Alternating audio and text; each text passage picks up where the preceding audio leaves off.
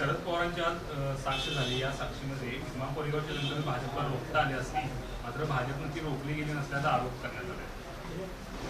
ह्यांच्या घरावर हल्ला झाला तो त्यांना रोखता आला नाही. ते भीमा कोरेगावचं कुठे काढताय? भीमा कोरेगावच्या विषयामध्ये आम्ही पण खूप बोलू शकतो. जातीजातींमध्ये भेद निर्माण करणं, जातीजातीमध्ये संघर्ष निर्माण करणं हा यांचा उद्योग झालेला आहे. आजही मला ते दिवस आठवतात की 1 तारखेला भीमा कोरेगावचा प्रसंग घडला. 2 तारखेला सकाळी 8 वाजता पवारसाहेबांची पत्रकार परिषद आणि सरळ सरळ मिलिंद एकबोटे आणि संभाजीराव भिडेंचं नाव त्यांनी घेतलं. म्हणजे प्रत्येक विषयाला एक जातीचा रंग द्यायचा. आता काय झालं, काळाच्या ओघामध्ये संभाजीराव भिडेंचं नाव तुम्हाला त्या केसमधून काढावं लागलं, कारण हे प्रूव्ह झालं की त्यांचा काही रोलच नाही त्याच्यामध्ये. पण ती प्रत्येक गोष्ट, प्रत्येक संघर्ष हा व्यवस्थित त्या जातीशी नेऊन जोडायचा आणि 2 जातींना भिडवायचं आणि त्याच्यामधून आपण आपला स्वार्थ साधायचा. हेच आयुष्यभर यांनी केलं. त्यामुळे यांच्याकडून काय वेगळं अपेक्षित आहे? मी एवढंच म्हणालो की तुमच्या घरावर झालेला हल्ला तुम्हाला रोखता आला नाही तर तुम्ही भीमा कोरेगावच्या बाबतीत कशासाठी बोलताय? पण बीजेपीचं नाव घेणं याच्यामध्ये काय स्ट्रॅटेजी असते? त्यांची स्ट्रॅटेजी नेहमीच क्लिअर आहे की भारतीय जनता पार्टीला नेहमीच समाजामध्ये आरोपीच्या पिंजऱ्यात उभा करण्याचा प्रयत्न करणं. पण भारतीय जनता पार्टी कधी त्यांच्या डावामध्ये सापडली नाही. भारतीय जनता पार्टी ती वाढते आहे, समाजातल्या सगळ्याच थरामध्ये वाढते. आता मराठा समाजाला कळून चुकलं की पवारसाहेब म्हणजे काय, आता ओबीसी समाजाला कळून चुकलं की पवारसाहेब म्हणजे काय, सगळ्यांना कळून चुकणार. कारण असा वाटायचा की मीच तारणहार आहे. मराठा समाजाच्या आरक्षणासाठी काय केलं? एवढ्या तुमच्या कार्यकर्त्यांच्या नेत्यांच्या संस्था आहे, त्याच्यामध्ये एक निर्णय करू नका ना की मराठा समाजाला प्रायोरिटीने इतके टक्के देणार. काही त्याचं ऑन पेपरही आणावं लागत नाही, कोर्टामध्येही कोणी जाण्याचा विषय येत नाही. पण नाही, इच्छाच नाही आहे. आपण मोठं व्हायचं आणि बाकी सगळेजणं हे आपल्या गाडीच्या मागे फिरणारे उभे करायचे, अशीच नीती राहिली आणि ही सगळी नीती आता एक्सपोज होत चालली. भारतीय जनता पार्टीचं नाव घेतल्यामुळे काही फरक पडत नाही. समाजाला नीट माहिती आहे की याच्यामध्ये कोणाची काय भूमिका होती. रावसाहेब दानवे असं म्हणतात की ब्राह्मणाला या राज्याचा मुख्यमंत्री झाल्याचं पाहू इच्छितो.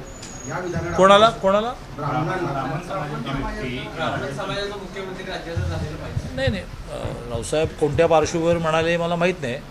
परंतु भारतीय जनता पार्टीने आणि खरं म्हणजे शिवसेनेने सुद्धा नेहमीच मेरिटवर निर्णय केलेला आहे. देवेंद्रजी ब्राह्मण आहेत म्हणून मुख्यमंत्री झाले नाहीत आणि देवेंद्रजी ब्राह्मण आहेत म्हणून त्यांनी मुख्यमंत्री होऊ नये असं नाही. त्यांच्यात कर्तृत्व आहे म्हणून ते झाले. मनोहर ऋषी ब्राह्मण होते, कर्तृत्व आहे म्हणून झाले. त्याच वेळेला राणेसाहेब झाले. मग आणि आधी विलासराव देशमुखांपासून मोठी यादी आहे. या राज्याने कधीही जातीकडे बघून मुख्यमंत्रीपद ठरवलं नाही. याचं मोठं उदाहरण वसंतराव नाईक आहे. वसंतराव नाईक अशा समाजाचं येतात की ज्या समाजाचं महाराष्ट्रामध्ये 2%, 3%, 4% मला नेमकं माहीत नाही, त्याच्यावरून पुन्हा वाद नको, पण अतिशय कमी संख्या असूनही कर्तृत्वामुळे 11 वर्ष मुख्यमंत्री म्हणून त्यांना स्वीकारलं. आणि त्यामुळे रावसाहेबांच्या म्हणण्याची पार्श्वभूमी मला माहीत नाही, पण देवेंद्रजी ब्राह्मण होते म्हणून मुख्यमंत्री झाले नाहीत आणि देवेंद्रजी ब्राह्मण आहेत म्हणून ते मुख्यमंत्री नको असं असण्याचं काही कारण नाही. भारतीय जनता पार्टी नेहमी मेरिटवर चालते. दुसरीकडे आपण काल म्हणाला होता की या सगळ्या व्यक्तीचे आरक्षणाचा सर्वोच्च न्यायालयाने निर्णय दिला आहे. त्याच्यात असं म्हणाला होतं की महाविकास आघाडी सरकारनं ओबीसींच्या पाठीत खंजीर खुपसला. त्यावरती महसूल मंत्री थोरात असं म्हणत आहेत की आम्ही तुम्हालाही त्यावेळेस विश्वासात घेतलं होतं आणि तुमचंही मत घेऊन आपण हे सगळं सुप्रीम कोर्टात काय सादर केलं होतं, अहवाल जो आहे तो बनवला. असं आहे की कुठल्या तरी एका मिटिंगला बोलावून आम्ही तुम्हाला सामावून घेतलं, सहभागी करून घेतलं म्हणणं हे हास्यास्पद आहे.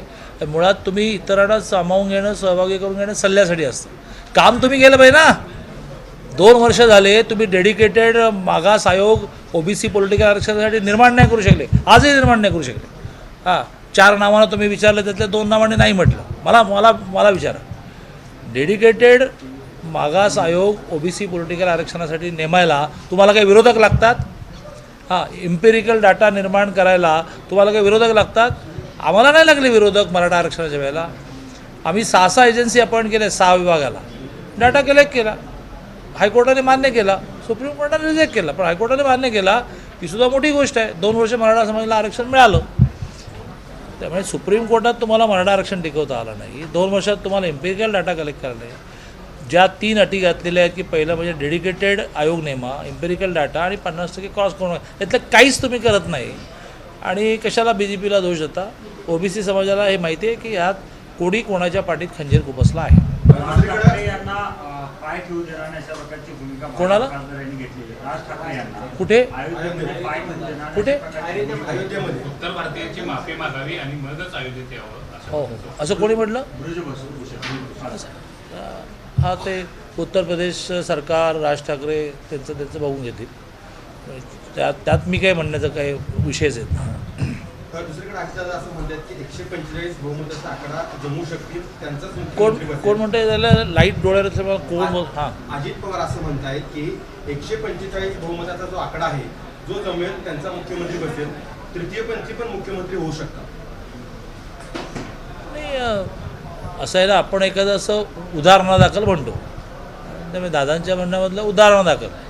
तर तृतीयपंथी नाही, आता मताचा अधिकार आहे, उभं राहण्याचा अधिकार आहे, त्यातून ते बोलले असतील, इट्स ओके. आज बाळासाहेब थोरात यांनी बोलताना असं म्हणलं की भाजपला सत्तेपासून रोखण्यासाठी जे काय शक्य असेल ते आम्ही सर्व करू, पण भाजपला सत्तेत येणार. म्हणजे भाजपची केवढी भीती, तेच म्हणतोय ना, भाजपची केवढी भीती. थोरात दादा, मराठा आरक्षण सुप्रीम कोर्टानं फेटाळून आज बरोबर 1 वर्ष होते. त्या 1 वर्षात अनेक गोष्टी सरकारला करता आल्या, मात्र त्या केल्या गेल्या नाही. काय वाटतंय? सॉरी मराठा आरक्षण सुप्रीम कोर्टाने फेटाळून आज बरोबर 1 वर्ष होतं. या 1 वर्षामध्ये अनेक गोष्टी या सरकारला करता आल्या असल्या, ते केल्या गेल्यात वाटतं. साधं भोसले साहेबांच्या कमिटीने असं म्हटलं होतं की आपल्याला पुन्हा एकदा डाटा कलेक्ट करायला लागेल. त्यात 1 इंच पुढे सरकले नाही ते, 1 इंच. कारण तो डाटा कलेक्ट केल्याशिवाय, पुन्हा एकदा लॉजिकल मांडणी सुप्रीम कोर्टामध्ये केल्याशिवाय, मराठा मागास कसा हे सांगितल्याशिवाय मराठा आरक्षण मिळणार नाही. त्यामुळे वर्षभरामध्ये आरक्षण मिळण्यासाठी 1 इंचही पुढे गेले नाहीत. देवेंद्रजीने जो फॉर्म्युला वापरला, आरक्षण मिळेपर्यंत जे OBCला ते मराठ्यांना, ते सगळं एकामागून एक बंद करत चाललेले आहेत. त्यांनी सांगावं की निम्मी फी मराठा समाजाच्या मुलामुलींची भरत आहेत का? नाही. त्यांनी सांगावं की प्रत्येक जिल्ह्याला मराठा समाजाच्या मुलामुलींसाठी वसतिगृह आहेत का? नाही. त्यांनी सांगावं की अण्णासाहेब पाटील महामंडळामध्ये देवेंद्रच्या काळामध्ये 22,000 जणांना 10 लाखाचं लोन मिळालं होतं. तुमच्या काळात ती आकडेवारी सांगा. उलट तुम्ही ती स्कीम बंद करायला निघालेल्या आहात. सारथीचं काय वाटोळं केलं. आणि त्यामुळे मराठा समाजाचं आरक्षण जाऊन वर्ष झालं. त्या वर्षभरामध्ये मराठा समाजाला आरक्षण मिळण्यासाठी तुम्ही कुठलीही आवश्यक जी कारवाई आहे, प्रयत्न आहे, तुमच्या मनातच नाही मराठा समाजाला आरक्षण. मराठा समाजाला आरक्षण मिळवून मराठा समाजाची मुलं IAS होणं, IPS होणं म्हणजे मग तुमचा प्रॉब्लेमच होईल हो. तुम्हाला गावोगाव तुमच्या मागे भटकायला माणसं कुठून मिळणार? भाजप संजय राऊत बोलताना असं म्हणले आहेत की भाजपनं राज ठाकरेंच्या हातानं हिंदुत्वाचा जो आहे तो गळा घोटलेला ते त्यांनी अनेक वेळेला म्हटलं. त्यांच्या म्हणण्याला आता कोण ऐकतं किती आणि किंमत किती देतं हे सगळं ठरलं आहे. संभाजीराजांची टर्म संपलेली आहे 3 तारखेला. भाजप अजून संभाजीराजांच्या संपर्कात आहे का? त्यांना पुढच्या वेळेला संधी देण्याचा काय विचार सुरू आहे? नेमकं काय संभाजीराजांच्या बाबत भाजपची भूमिका? आमचं राज्यसभा ह्या विषयातलं आणि खरं म्हणजे विधानसभा विधान परिषद विषयातही केंद्रीय पार्लमेंटरी बोर्ड ठरवतं. आणि केंद्रीय पार्लमेंटरी बोर्ड कधीकधी आम्हाला विचारातही घेतं की यातलं काय करावं, त्यातलं काय करावं. त्यामुळे केंद्रीय पार्लमेंटरी बोर्ड ठरवेल. पण आमच्याला अशी काही विचारणा झालेली आहे का?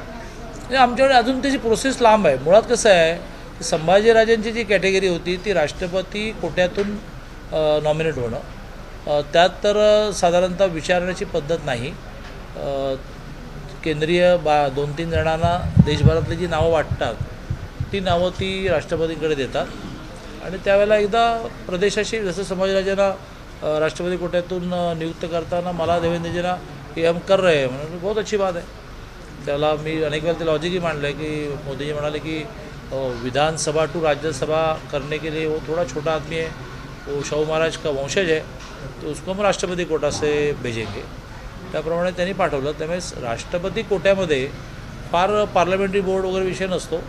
ते प्रामुख्याने देशाचे पंतप्रधान, देशाचे राष्ट्रपती अशी काही प्रमुख मंडळी म्हणून ठरवते. ABP माझा, उघडा डोळे बघा नीट.